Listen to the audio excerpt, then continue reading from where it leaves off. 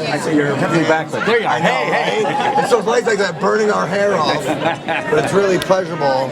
Pleasure's mine. No, it's all mine, man. This is Loved quite a her in rig. pants. That's right. I call her Ophelia. You got the thing. There's many things. Right, all in one thing. All in one thing. And you're kind of driving it like a bicycle. Yeah, and I call her Ophelia, so I'm riding Ophelia. You're riding Ophelia.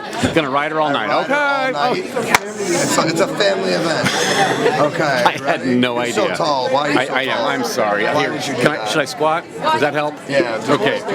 Now nobody can talk on either side of me for a while because I'm taking up space. You ready? Sure. Right. Looking right down the barrel or where? You look at me. I'll look at you. Hi. Hey. How are you? You Good. What's your story? I just want to hear about your character in the film.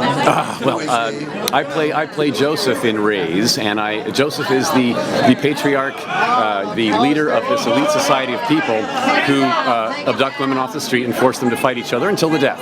You know, as you do.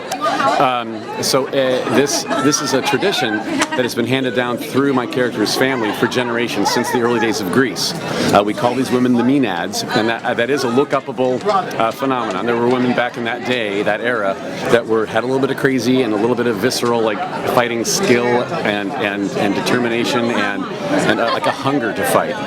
So that's a tradition that my family apparently has carried down through the generations until present day.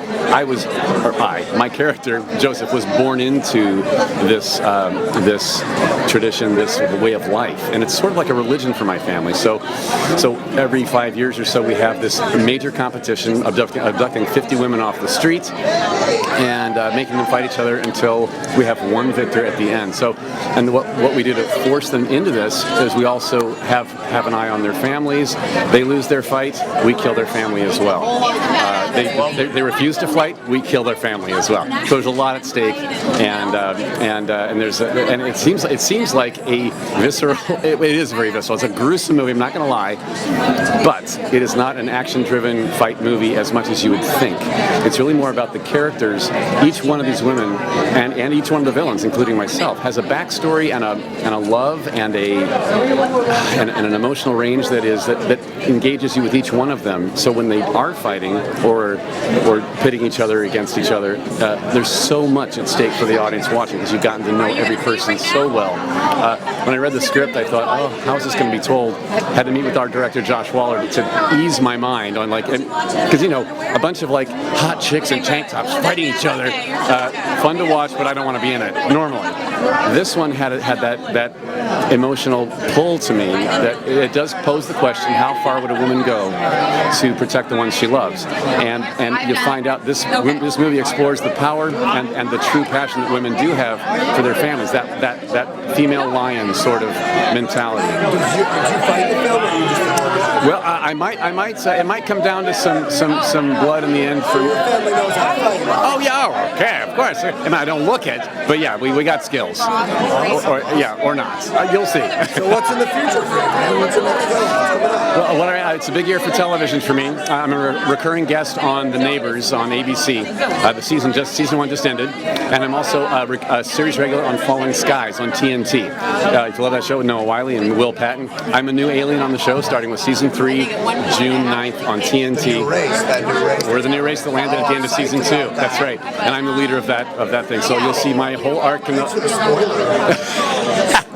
What? But I'm not going to spoil this. You don't know if we're good or bad yet, do you? I don't. I'm not sure. Okay. Oh, there you go. Wait, let me ask you one. Do you prefer characters in prosthetic or out? Prosthetic makeups or this face showing, and acting is acting for me. So if a character is great and well-rounded and has other relationships on film and is written well and in a great piece of movie that has a redeeming arc to it, I'll want to do it. So here's the thing I like about acting with my own face better, is that I don't have to be in makeup for 5 hours. That's a given. I can go to the craft service table and get my own carrots, But what I like about prosthetics, though, is that I get to play a range of characters that I could never do with this face. So it's one of these, a little bit of both.